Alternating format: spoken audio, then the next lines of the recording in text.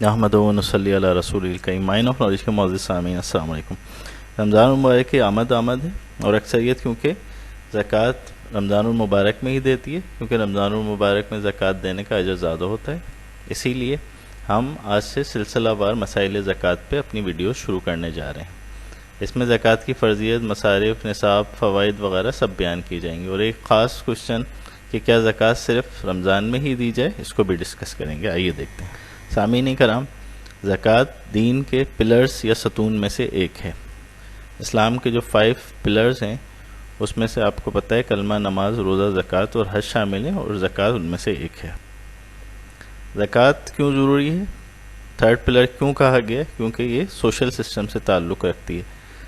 حقوق العباد سے اس کا براہ راست تعلق ہے، اور لوگوں کے حقوق آپ کے اوپر ہیں. آپ کے مال میں لوگوں کا حق ہے، غریبوں کا حق ہے، وہ آپ نے ادا کرنا ہے. زکوٰۃ کے لغوی معنی گروتھ یا پیوریفیکیشن کے ہیں. پاک کر دینا، مال کو اپنے پاک کر دینا، کیونکہ ظاہر ہے آپ کا مال، اس کے اندر کچھ علائشیں شامل ہو جاتی ہیں، کچھ حرام کی آمیزش ہو جاتی ہے، اور سودی سسٹم میں سود کا غبار بھی اس کے اوپر آ رہا ہوتا ہے. اس سے پاک کر دینے کا نام زکوٰۃ ہے. اور اسی طرح بڑھوتری ہے، یعنی برکت کے لیے زکوٰۃ ضروری ہے. تھیولوجیکلی روحانی پاکیزگی کے لیے پیسہ خرچ کرنا زکوٰۃ ہے. زکوٰۃ کی شرائط: وَيَقِيمُ الصَّلَاةَ وَيُؤْتُ الزَّكَاةَ. ہل عاقل و بالغ مسلمان مرد و زن اس آیت کے تحت داخل ہوں گے.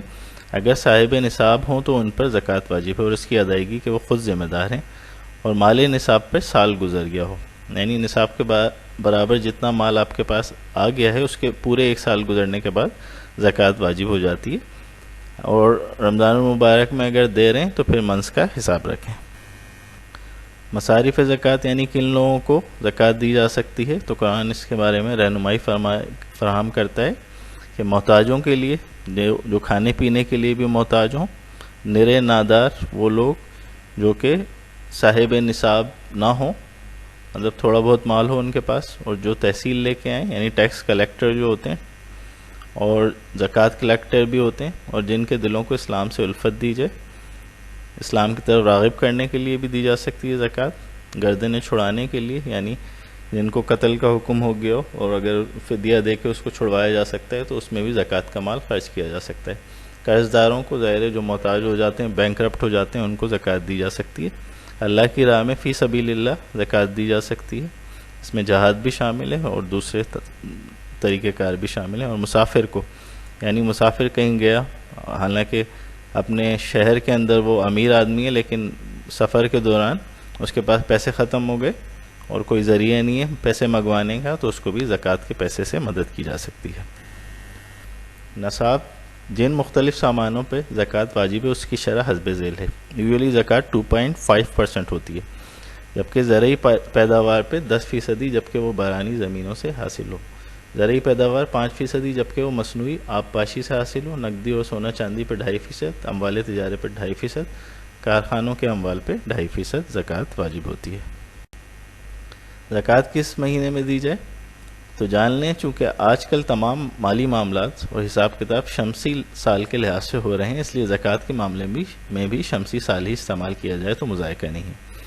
قمری سال کا وجوب اس معاملے میں کسی نص سے ثابت نہیں ہے، وہ اپنی سہولت کے مطابق دیا جا سکتا ہے. اور رمضان میں جیسے کہ پریکٹس ہے کہ لوگ دیتے ہیں کہ اجر زیادہ ہوتا ہے، تو یقیناً رمضان میں ہی دیا جائے.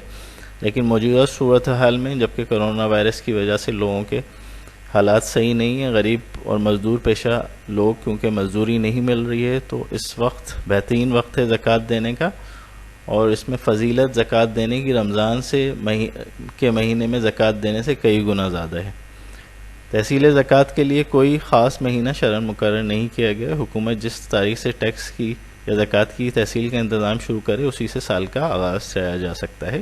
اگر آپ کو 2 نومبر کو یا 2 محرم کو صاحب نصاب ہوئے سائل ہو گیا تو اسی دن زکوٰۃ واجب ہو گئی.